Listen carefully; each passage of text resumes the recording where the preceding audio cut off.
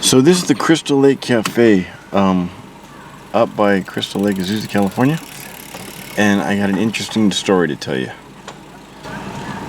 There's a house back there. See that house? I'm going to talk about that house in a minute. Crystal Lake opened up, what, 1938?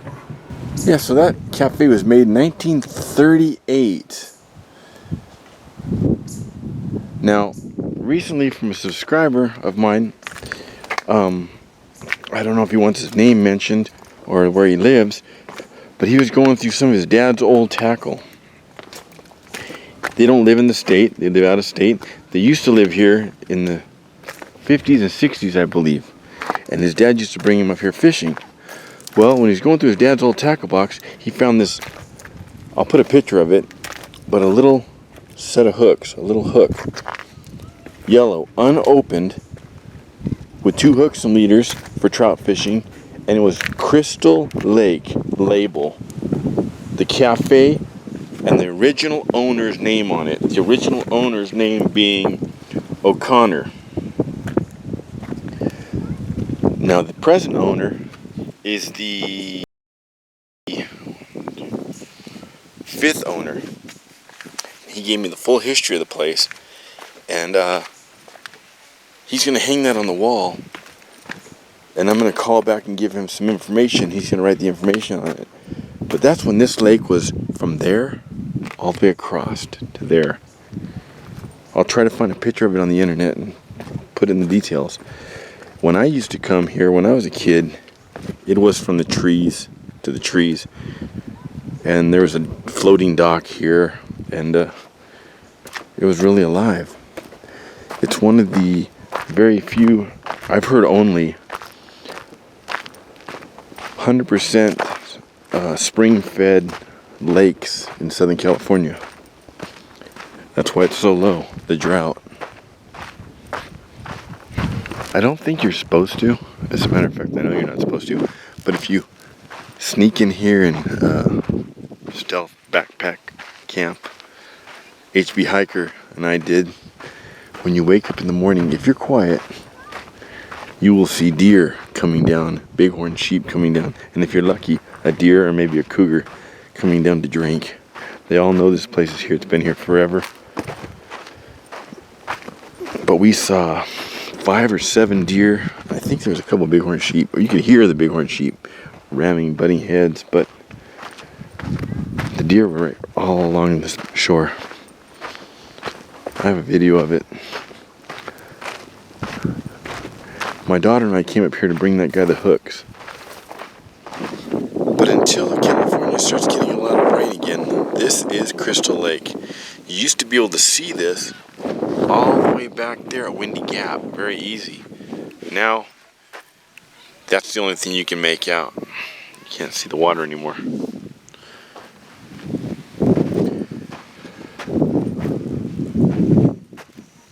But this was a historical site back in the 40s, 50s, 60s, 70s, 80s, and about the late 80s, early 90s, there was a fire that destroyed the road coming up here.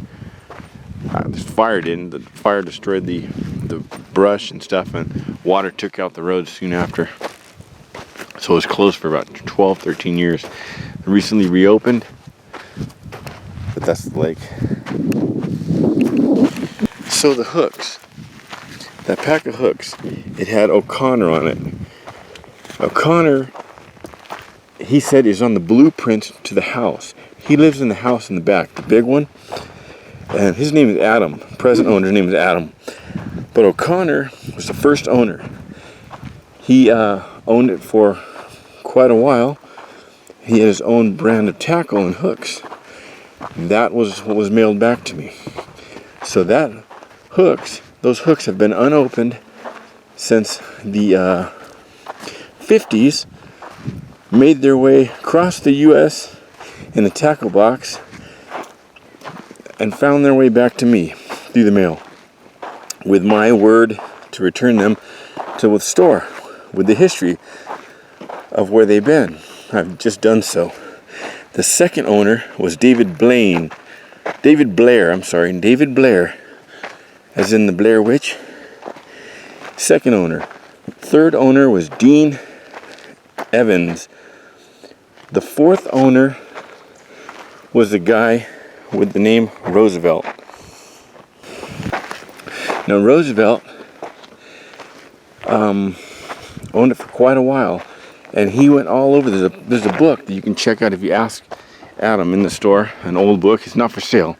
It's just for historical use. It shows the Roosevelts. A mom,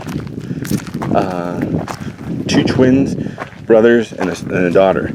Well, now the daughter married this guy, and she used to go all over the place, Africa, all over. They were the Queen of England, I believe he said. They'd go out and report back to the Queen what they found, send different things, photos and everything, and I guess they were quite popular. Now the brothers, one of them, had the store for quite a while. And 18 years ago, he sold it to Adam. Adam is the present owner. Adam lives in the house behind the store, the restaurant and store, tackle store, convenience store, Crystal Lake Cafe. So those are all the owners. O'Connor, the original owner, had the label the hooks were made. There's a picture of the cafe with the snow. It's a postcard. Thank you from Crystal Lake Cafe. With the owner's signature. I'm going to post this and send this back to the guy who sent me the hooks. So they've gone full circle. So those hooks left here sometime in the 50s. They come back in 2016. So say 55, 60 years they've done a loop around the United States and back to where they came from. They will be on the wall behind the register right now. If you don't see them, if you come by to check them out and you don't see them, just ask Adam. Say, hey, I saw where some hooks from the original owners made their way back here, and he'll show you where they are. He's got them pinned up on the wall. So once again, there's a picture of the cafe. Crystal Lake, Azusa, California.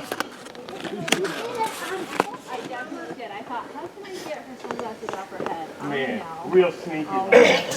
Yeah. And there's a business card.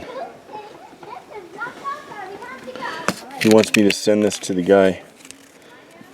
So the guy, maybe give him a call, so you can thank him in person. Pretty cool though, huh? Pretty neat, huh, Jeannie? Yeah. More than 50 years. Those hooks have been traveling from here to who knows where, all the stops, and then made their way back through a YouTube channel back to their origin. He mailed them back to me down in La Habra, my P.O. box, and then I brought them up here. Mission complete. Go hiking? Go see some waterfalls? Graveyard Canyon? You want to catch your first rattlesnake? No.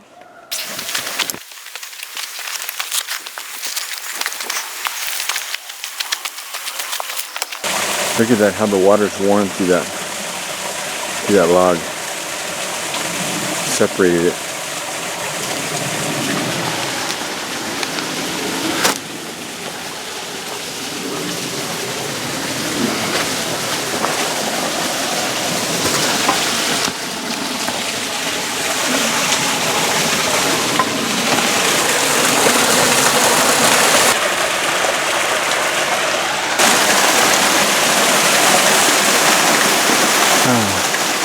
Soldier Creek. I have a video on here. I think the name is Soldier Creek. I went up this one, up the next one, up 3 or 4 more. I was miles back there trying to find the origin of this. It splits off up there where you go to Crystal Lake. I took the eastward fork and I didn't quite make it. I got the debris got too thick.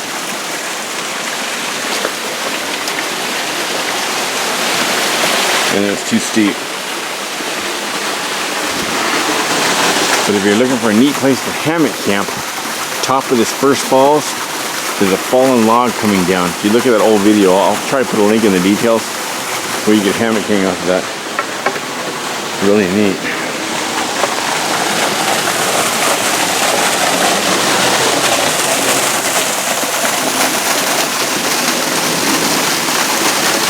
David Squall 351 has a video on this when it was flowing about from there to about there.